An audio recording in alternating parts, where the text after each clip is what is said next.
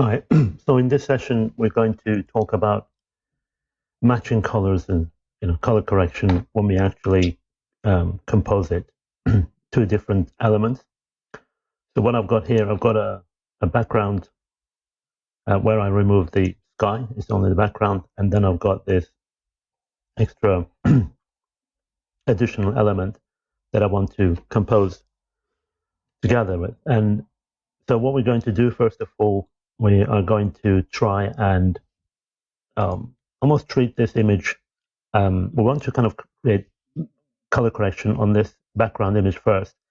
Now, this is not a raw image; it's a high quality JPEG image, but we can um, do a bit of a trick where we can almost like treat it as if it's a raw image with some high dynamic range colors. Now, if you have a raw footage, and most likely when you work in the industry, you will be given primarily raw images, maybe HDR images, good quality images. But for now, we've got this one. And I think it's a good opportunity to actually handle these kind of images as well. We will also talk about raw images in another video, but for now, let's focus on this one. So what I like to do on the background, I want to create an adjustment layer using the levels adjustments. So in the level adjustments, I want to make sure that all three channels, red, green, and blue, are within the color range, so they're not outside this color range in this histogram. So I want to go to the blue channel. You might see a bit of a spike there, I think. That's because maybe I left a bit of a blue around the sky, perhaps. But what we can do, if I just put this aside so you can see it clearly, we can ignore that and just bring this shadows, and so the darkest points and the brightest points into this range. I'm just going to pull this guy up here and this guy there. And we can test it using this eye icon. Right now we don't see much of a difference. And then I'll do the green.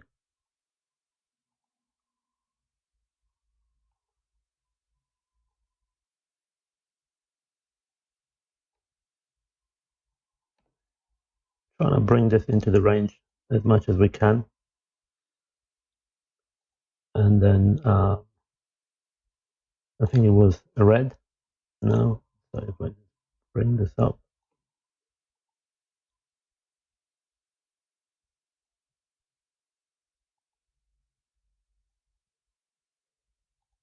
So we can see we almost remove that reddish or a pink haze from it.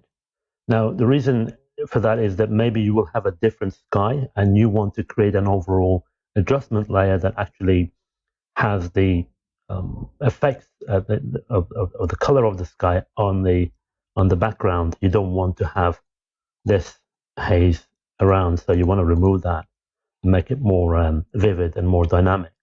It's almost like treating it like a raw image. So we are happy with this.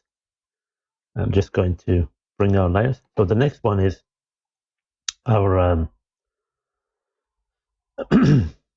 foreground element, or in other words, the another asset that we want to compose. You might say, well, I'm happy with the color and so on and so forth, but if you wanted to blend with the background a bit more, so what I'm going to do first of all, just do a quick trick of maybe grabbing an area from here to make it look like that our object is behind those hills. I just want to maybe push it that way a bit. Give myself a bit of a room, like so. And then what I'll do on this layer, I'll just do I'm not going to do any painting as such. I just want to do, just cut something from here.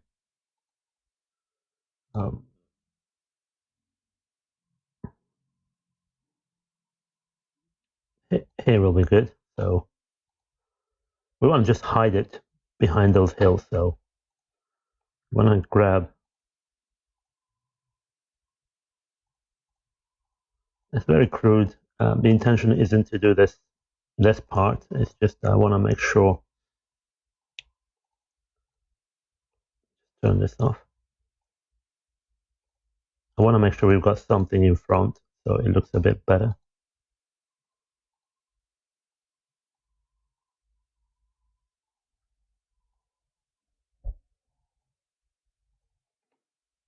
I'll paint it off later on if I need to.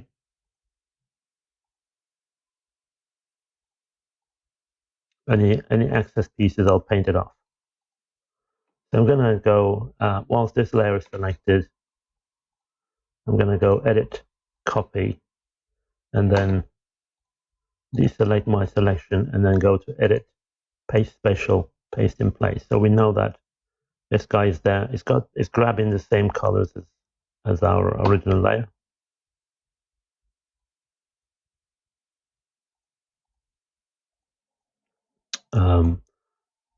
I might actually, because the background layer has got this color adjustment, this one. What I like to do, maybe duplicate the same adjustment, the level adjustment, put it at the top, and then put our cutout, this guy, this piece, at the top as well. Okay, and we want this piece to have the same color adjustment. So I'm going to just double click on here and just clip it to this layer. So like that.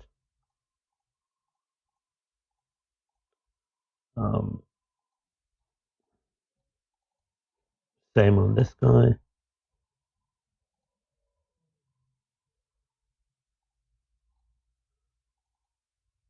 Sorry, I've been struggling. I think, yeah, here we go. Not the mask, the actual adjustment layer. So yeah, I ended up clicking the mask by mistake. So it's this adjustment layer, and then we clip it. So this adjustment layer is going to have an influence on this piece that we cut out. And then this adjustment layer will have an influence on this guy.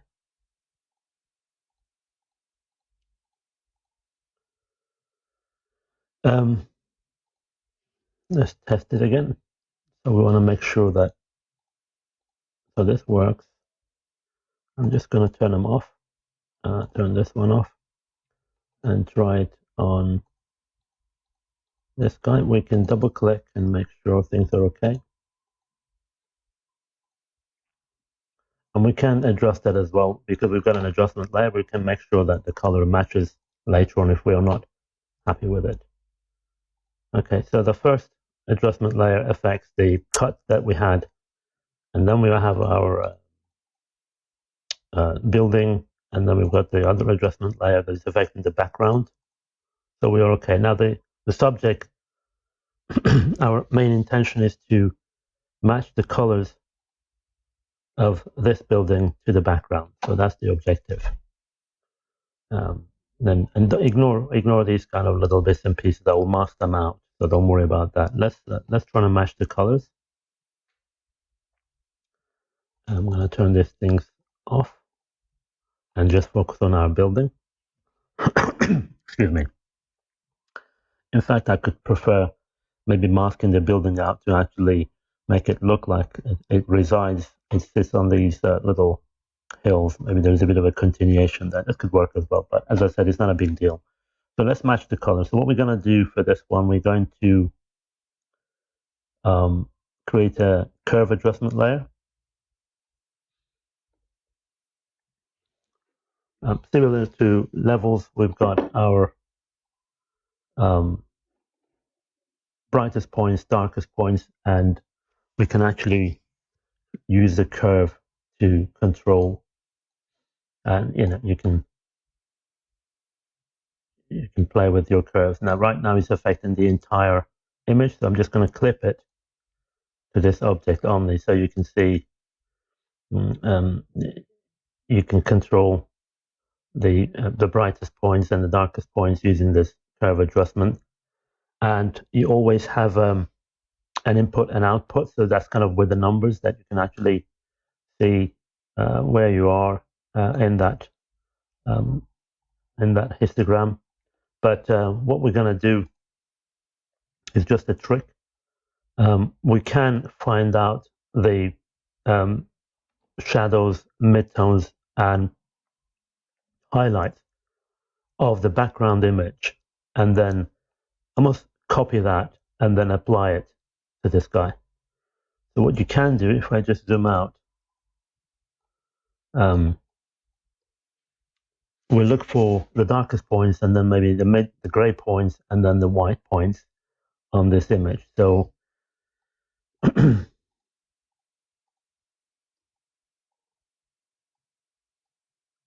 so if we investigate this, we can try and find out maybe this one is the darkest one. And then we're looking for some kind of a gray point, and then the brightest, the white point. So it's a matter of bringing our eyedropper and maybe investigating. Maybe this guy could be white point. Somewhere around here is a gray. And then this could be our darkest. We'll see how it goes. So what I'm going to do, starting from the making sure that I'm on the adjustment layer, curve adjustment, and then I'm going to double click on this eyedropper, which shows the darkest points. Maybe I'll pick this guy. So we've got somewhere around here, and you can always test it and change it and find another. And then we click OK, and it will ask you this question of whether you want to save the new target colors as default. Just say yes. And then I'm going to look for the gray points. I just want to zoom in.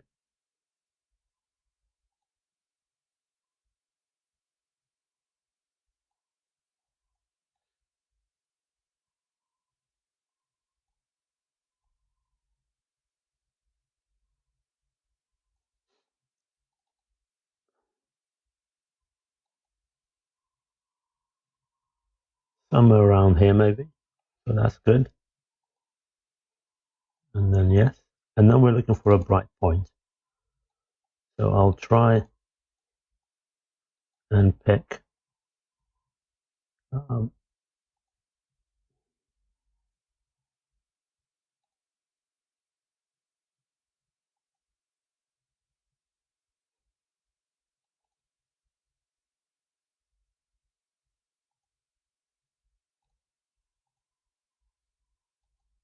yeah, this is close to white. And then click OK and just say yes.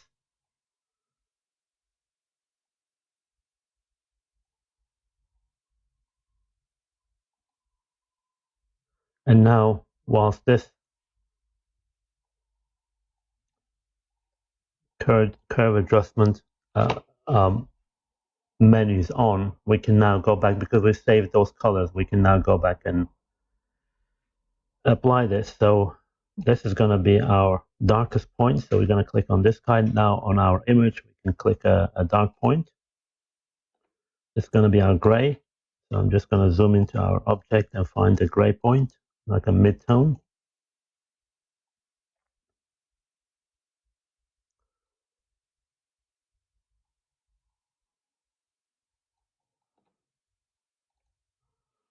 Maybe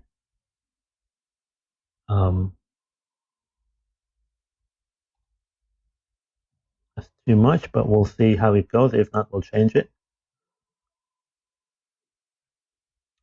And then we're looking for a brightest point. So I'll pick this guy. Okay, so that seems to be okay. So I'll pick this white, the brightest point on that object.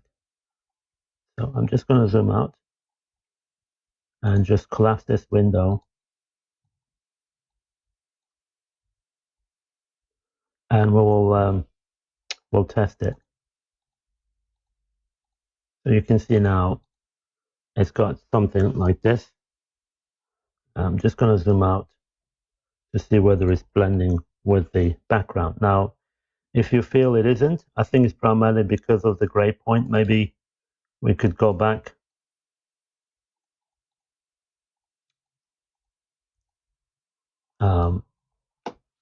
pick another one.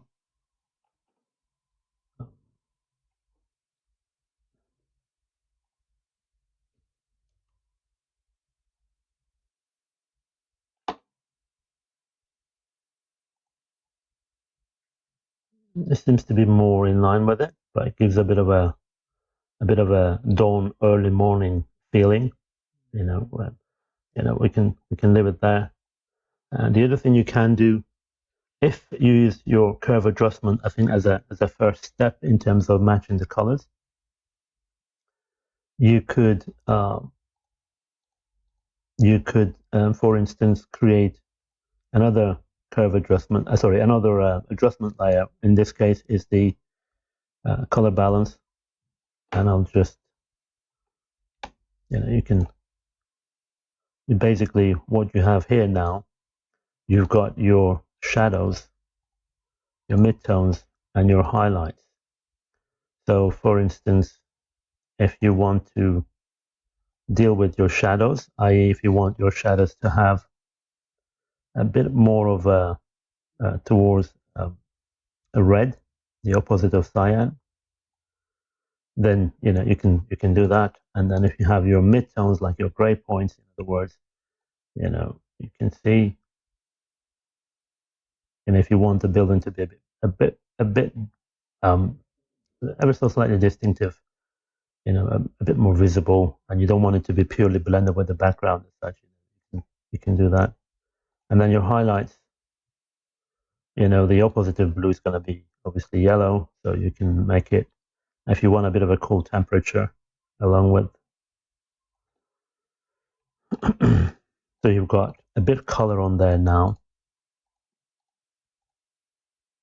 It's a combination of using the curve adjustment layer. I would use the curve adjustment layer first, because that's very important. If you remember, this is on,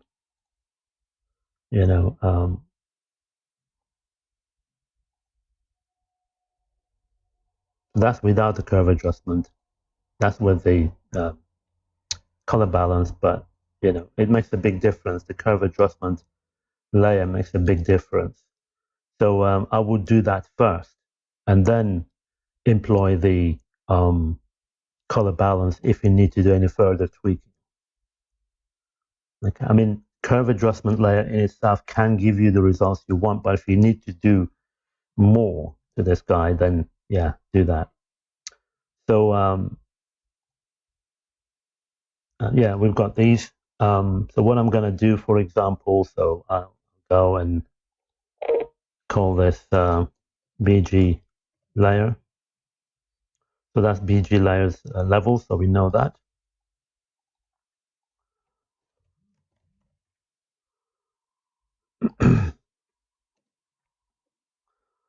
And then this one is our temple, or I think it's called Ark of Hadrian from Jordan. And then this one is the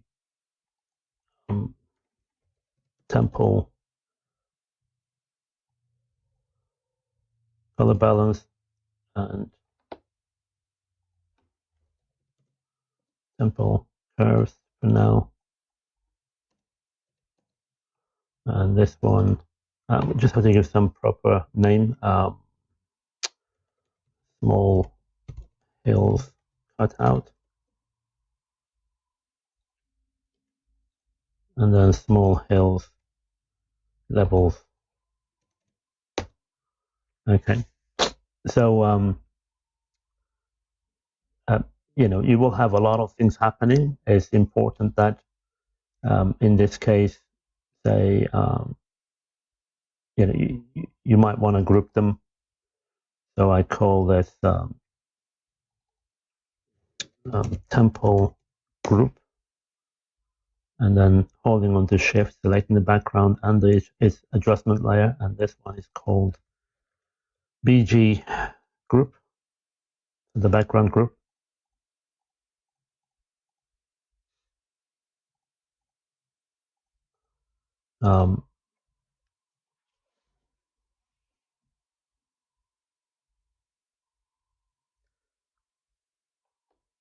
So with the small hills, for example, I can create a mask. Just zoom in, bring my brush, right click, and maybe pick a hard brush first, and just reduce the hardness a bit, and then switch back to it, and then we can start cleaning those pieces that we had. And I want to pick a pure black brush, because the black will mask things out. So something like this. You can also have a bit of a different brush.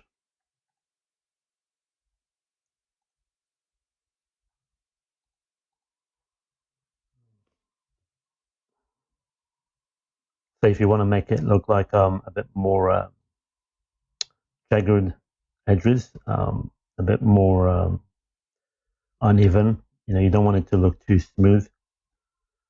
So if you've got a tablet, you can just clean these off.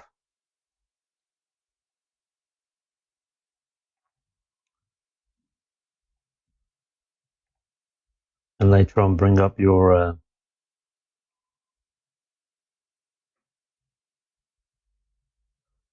soft brush and just clean these off. Okay, so I can continue and use a mixture of tools to delete these, to actually erase these extra bits. Or I could have even got it right in the beginning if I was a bit more organized and careful with it, but I just wanted to move on with the demos. This wasn't a part of the demonstration. So I'm sure you got the gist of it in this context.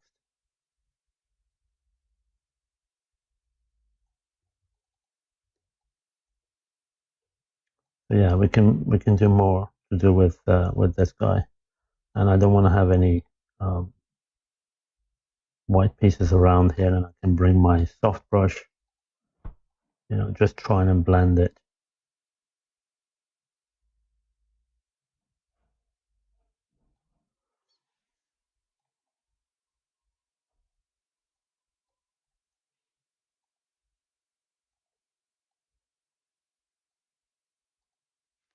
And I can do more to do with it. I don't want it to hang and look like it's not a part of the background. I can clean more of this. And then if you realize that the colors of this guy has changed, because you can see it clearly has changed, because the adjustment layer didn't work well on this one. We can go and make sure they two match, so we can bring our blues in.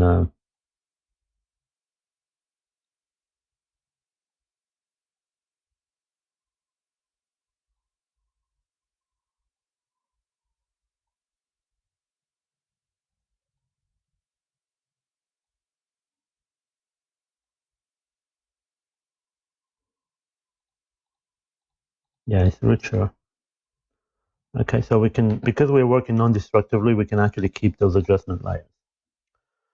So yeah, just to recap, it's important in terms of matching colors of the foreground element with the background. When you need to, is to start with your curves.